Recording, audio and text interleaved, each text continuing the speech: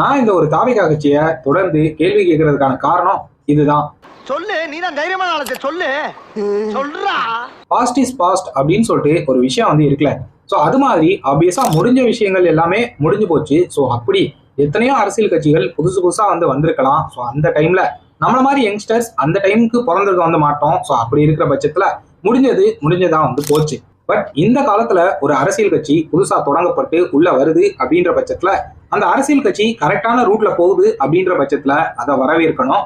அது திசை மாறி போகுது அப்படின்ற பட்சத்துல அதை தட்டி கேட்கிற உரிமை நம்மள மாதிரியான யங்ஸ்டருக்கு கண்டிப்பா வந்து இருக்கு. ஸோ நம்மளாலதான் அதை தட்டி கேட்கவும் தட்டி கொடுக்கவும் வந்து முடியும்.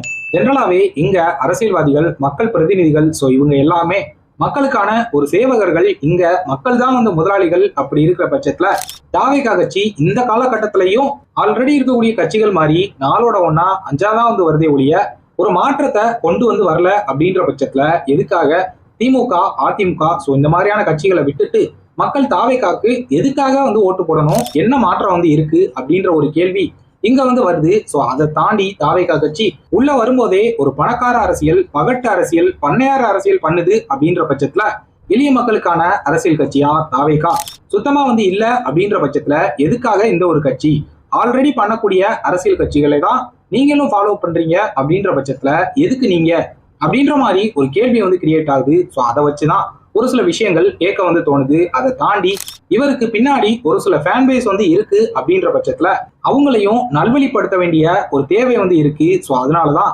தொடர்ந்து கேள்வி கேட்கக்கூடிய ஒரு சுச்சுவேஷன் வந்து வருது.